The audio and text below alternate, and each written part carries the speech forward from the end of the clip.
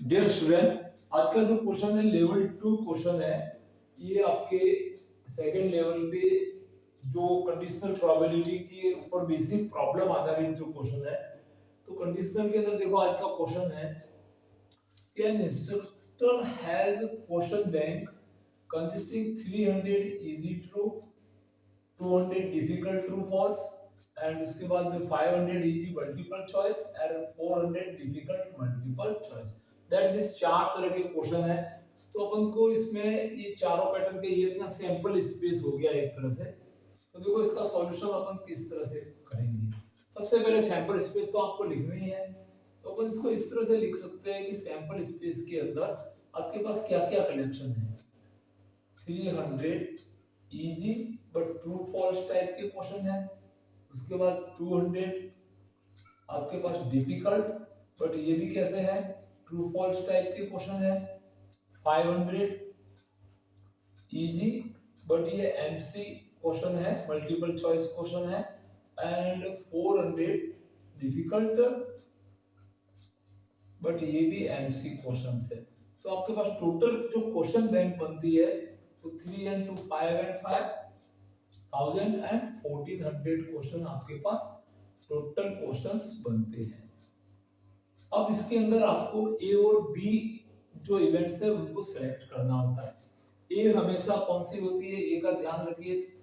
ए वो प्रोबेबिलिटी रहती है जो आपको फाइंड आउट करनी है। दैट मींस ये ए है वो ट्रू फाइंड होती है और बी होती है वो गिवन होती है।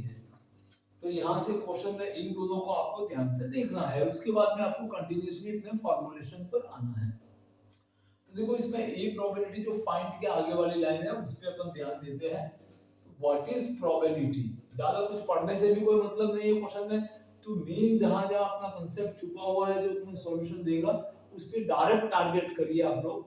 तो यहाँ पे देखो लिखा हुआ है what is probability that it will be a easy question, मतलब क्वेश्चन के इजी होने की प्रोबेबिलिटी फाइंड करनी है।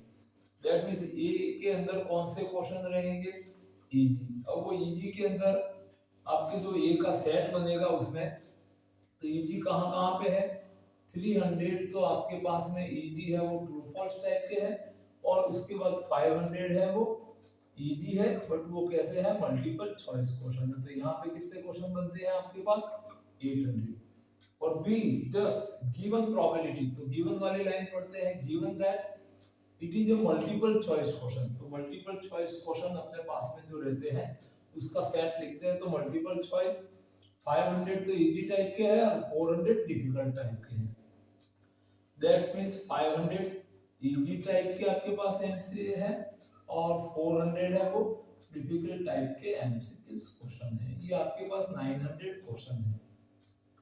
अब अपना फॉर्मूला रहता है जो फाइंड करनी होती है वो ए है और गिवन वो बी है। तो इसका रहता है A intersection B upon probability of B events. तो पहले इंटरसेक्शन का इन दोनों में ए और बी का इंटरसेक्शन देख लेते हैं। तो ए इंटरसेक्शन बी, तो ए और बी में देखो कॉमन पार्ट कौन सा है।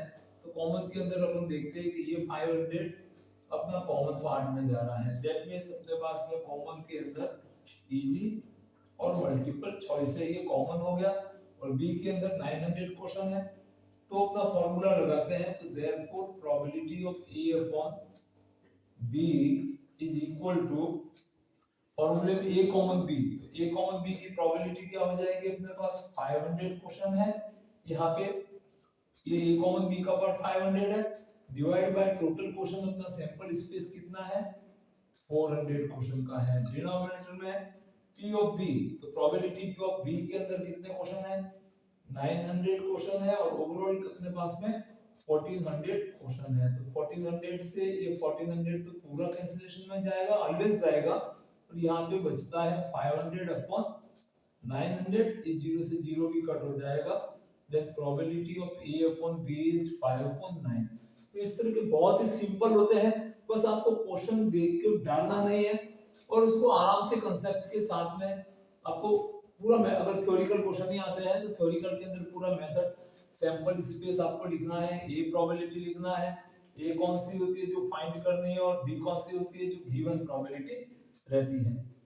दैट मींस इसको अपन कह सकते हैं कि ए की प्रोबेबिलिटी फाइंड करनी है विद रिस्पेक्ट टू बी भी आप कह सकते हैं। तो इस तरह से अपने को इसके क्वेश्चनों का सॉल्यूशन कंडीशनल के अंदर किया जाता है और हमारा प्रयास है कि आपको हर तरह के क्वेश्चनों से आपको परिचय कराया जाए। इसलिए लेवल ए, ये लेवल बी टाइप के क्वेश्चन है जिसमें आपको कुछ प्रॉब्लमेटिक स्थिति लैंग्वेज के अंदर डिस्क्राइब रहती है, तो वहां से ध्यान से समझ के, कई बार ये कंडीशन थोड़ी सी टिपिकल टाइप से वैल्यू भी कर लेती है, तो उसको बहुत ही एक्यूरेसी से लिखना है और फॉर्मूले के अंदर वैल्यू रखते ही आपको आंसर लाना है। तो इस तरह से बने रहिए हमारे चैनल के ऊपर, और भी क्वेश्चन आते जाएंगे। और अच्छे क्वेश्चनों का कलेक्शन करने के लिए, सीखने के लिए सब्सक्राइब भी किया तो पहले सब्सक्राइब कीजिए, ताकि आपको हमेशा जो नया वीडियो जो आपको डाला जा रहा है वो आपको मिल सके, और अपने फ्रेंड्स में शेयर कीजिए। Okay, thank you watching this video.